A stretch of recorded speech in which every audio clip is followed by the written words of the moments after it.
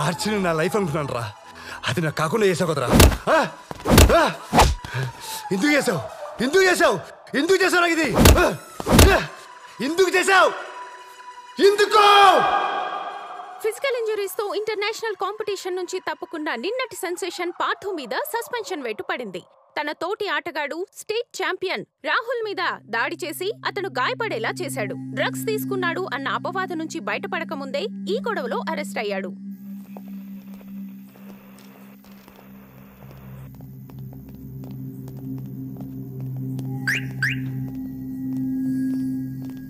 పార్థు, ఎక్కడికి వెళ్తున్నావు? రా, కారెక్కు. నేను ఇంటికి వెళ్తాను.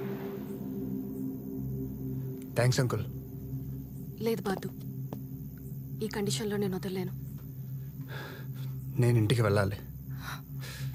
పార్థు, మా ఇంటికి వెళ్దాం పద. చెప్తుంటే అర్థం కదా. పార్థు, ఏంటిదంతా రోడ్డు మీద? Get into the car. చెప్తుంటే అర్థం కావట్లా.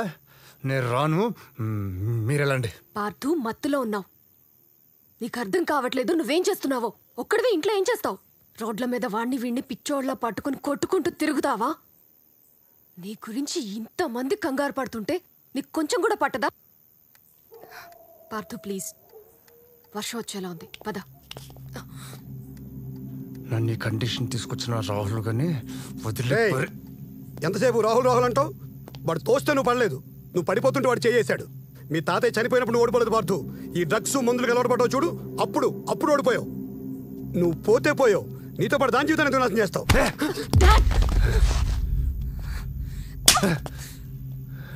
నీకు ఆ రాహుల్కి ఏంటి తేడా? వాడు నిన్ను తప్పించి గెలవాలనుకున్నాడు, నువ్వు తప్పుడు దారిలో గెలవాలనుకున్నావు. ఇద్దరు ఒకటేగా. ఎవరి మీద నీ కోపం? దేనికి కోపం? రండి డాడ్. నీతో ఈ మాట అనే రోజు వస్తుందనుకోలేదు. I regret loving you. నిన్ను ప్రేమించి తప్పు చేశాను.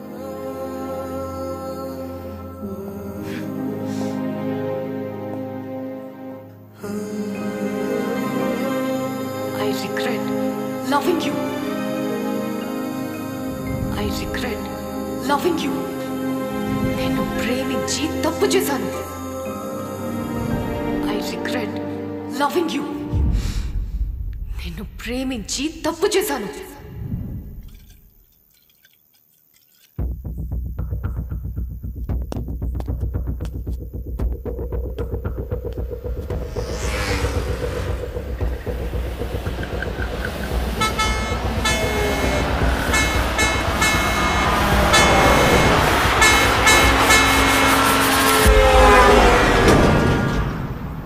నిన్నెప్పుడు పడిపోయాను పార్థు. నేను నిన్నెప్పుడు పడిపోనివను పార్థు.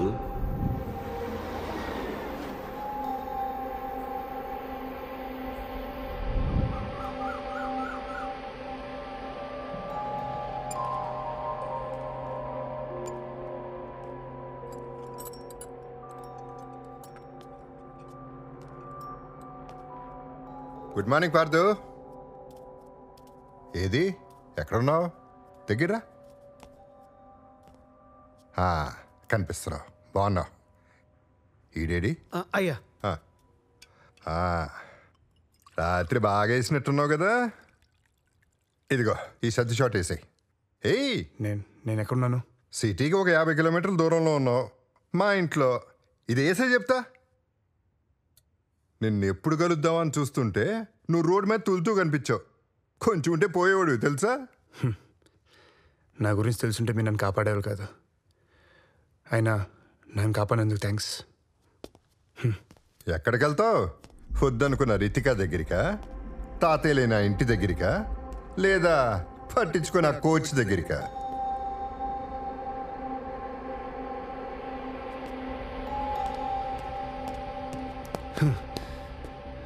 ఇదంతా మీకు ఎలా తెలుసు?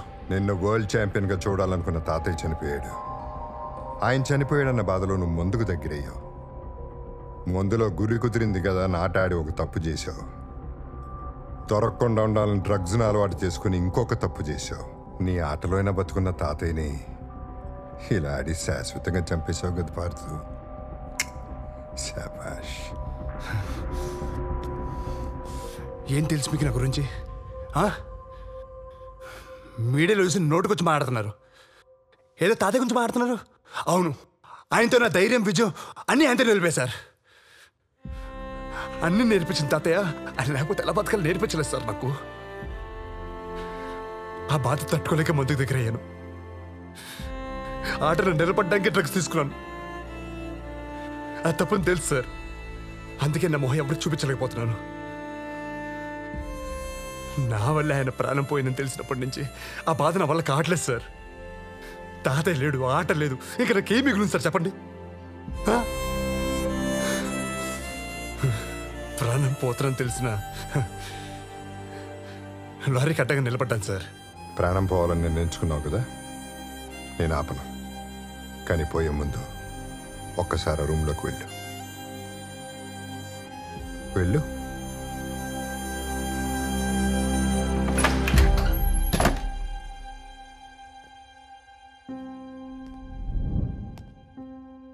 ఆ 60 out of 60 స్కోర్ చేసిన నేషనల్ ఛాంపియన్ పార్థసారథి నేనే.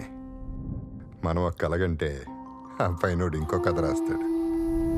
వరల్డ్ ఛాంపియన్షిప్కి 6 నెలలు ఉందనగా నా కంటికి వచ్చిన రేర్ డిజీజ్ వల్ల ఆటకు శాశ్వతంగా దూరం అయ్యాను.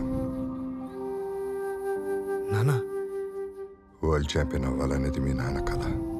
నేషనల్స్కి వెళ్ళే 2 రోజుల ముందు యాక్సిడెంట్లో మీ నాన్న చనిపోయాడు. అతని స్థానంలో నేను వెళ్ళాను. ఒక రకంగా ఆ గోల్డ్ మెడల్ మీ నాన్న పెట్టిన భిక్ష. చనిపోయి మీ నాన్నకి కనిపించక నాకు వరల్డ్ ఛాంపియన్షిప్ కలగానే మిగిలిపోయింది. ఇంకా నా లైఫ్లో ఆశ్చర్యం లేదన్నప్పుడు నేను చనిపోదాం అనుకున్నాను. కానీ అప్పుడే చెట్టంత కొడుకుని పోగొట్టుకుని మనవడి కోసం బతుకుతున్న మీ తాతయ్య గుర్తొచ్చాడు. అప్పుడు అనిపించింది, ఇంకొకడికి జీవితం ఇవ్వటం కదా జీవించటం అంటే అని. నీ వీడియోలన్నీ దగ్గర నుండి చూశాను. మీ నాన్న గురి నీకు వచ్చింది, ఆ గురి పోకూడదు. మీ తాత చివరి శ్వాస వరకు కన్న కళ నిన్ను వరల్డ్ ఛాంపియన్ చేయటం. నేను నిన్ను ఛాంపియన్ చేస్తాను. సంకల్పం ఉంటే సగం చావు నుంచి కూడా లేవచ్చు పడదు. ఇదే ఉంది చిన్నది, వదిలే, నేను చూసుకుంటా.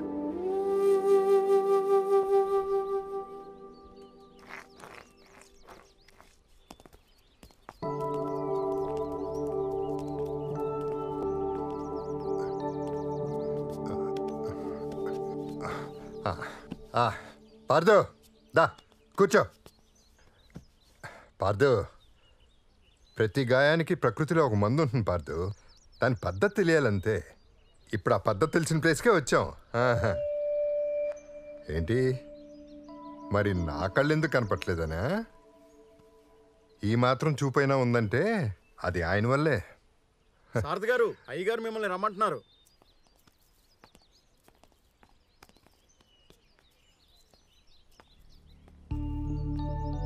సారథి, బాగున్నావా? బాగున్నానండి. పార్దు, పార్దు అని నాకు బాగా కావాల్సినాడు. చిన్న యాక్సిడెంట్లో చేతికి దెబ్బ తగిలింది. 4 నెలల్లో ఆర్చరీ ఛాంపియన్షిప్ ఉంది. మీరే చూసి ఏమన్నా. రా నాయనా.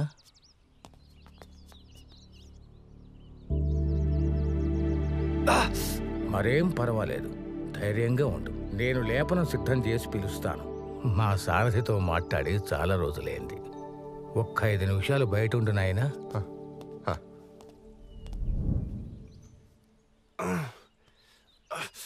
నేను చెప్పా కదా పార్దు. పార్దు, పార్దు, ఇంకో 4 నెలలు, ఇంకో 4 నెలల్లో నువ్వు బో అయినారో పట్టుకోబోతున్నావు. I told you miracles will happen. దా పార్దు, దా సార్, దా పార్దు, దాను.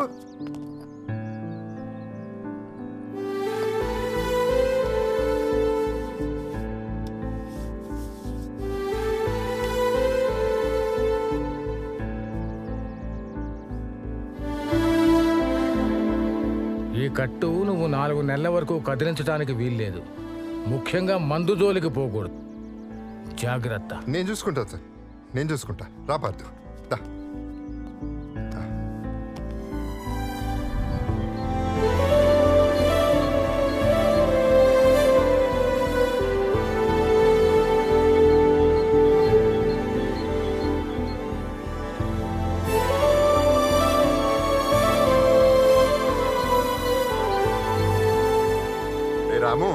నన్ను వదిలేసి అలా మధ్యలో వెళ్ళిపోతే వెళ్ళారా? ఇక నా వల్ల కాదయ్యా, కాదు. ఉండనంటే ఉండదు. మీరు ఎన్నిసార్లు చెప్పినా మీరు ఇచ్చే జీతం విత్తనం అంతా, చేయించుకునే చాకరీ ఇస్తారాకంత. దీనివల్ల మా ఆవిడ్ని సినిమా కూడా తీసుకెళ్ళకపోతున్నాం. అందుకే ఈ వెట్టి చాకరీ నా వల్ల కాదు. ఉంటా. రే రాము, పోతా నువ్వు చెప్పు. పోతా. ఏమైంది సార్? ఏమవుతుంది పార్దు? ఎవడూ లేనాడంటే అందరికీ లోకువే. 16వ వాడు. సార్ నేనుండనా? నీ గొడవలో నువ్వు ఉన్నావు. ఈ కొత్త గొడవలు ఎందుకు? నీ వెళ్ళి పిల్లల్ని చూసుకుంటా గానీ నీ మనసేం బాగున్నట్లేదు. తర్వాత మాట్లాడుకుందాం. పర్లేదు సార్, అయినా నాకు అక్కడేం మిగలలేదు. నేనుంటా సార్. ఉంటావా? ఉంటా. నువ్వు ఉంటే నాకు తోడుగా ఉన్నట్టుంటుంది. ఉండు.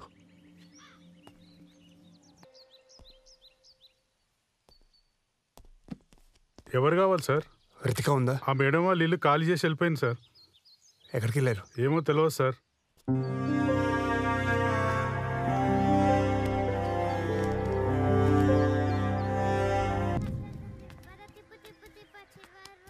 రాము, అయ్యా ఇలారా. కనపడుతున్నావు. అయ్యా బాగున్నారయ్యా? నువ్వు బాగున్నావా? నేను బాగానే ఉన్నా. అయ్యా పార్థ్ గారు ఎలా ఉన్నారయ్యా? అదిగో అటు చూడు, కనబడుతున్నాడా?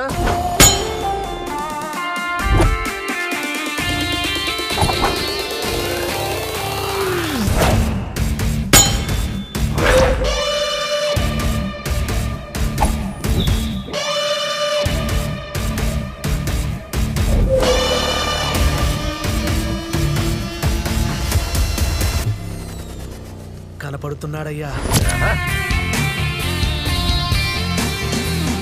ఆ రోజు రాయిలా కనిపించాడయ్యా.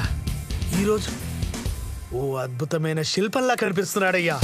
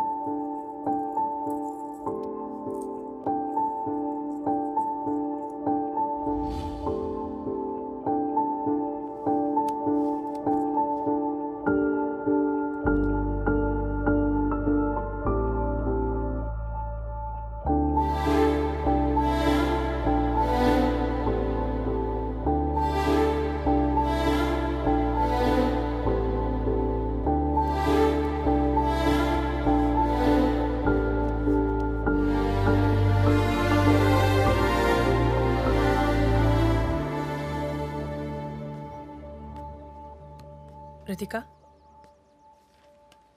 ఆ అబ్బాయి పేరు అమర్, ఒక ఎంటర్ప్రెనర్. నిన్ను బయటికి తీసుకెళ్ళడానికి కూడా నా పర్మిషన్ అడిగాడు. అమర్తో నీ ఫ్యూచర్ సేఫ్ అండ్ సెక్యూర్గా ఉంటుంది. కూతుర్ని కన్న తల్లిదండ్రులకి ఆ ప్రశాంతతే కావాలి. సాయంత్రం అమర్ వస్తున్నాడు నిన్ను బయటికి తీసుకెళ్ళడానికి. వెళ్ళిరా.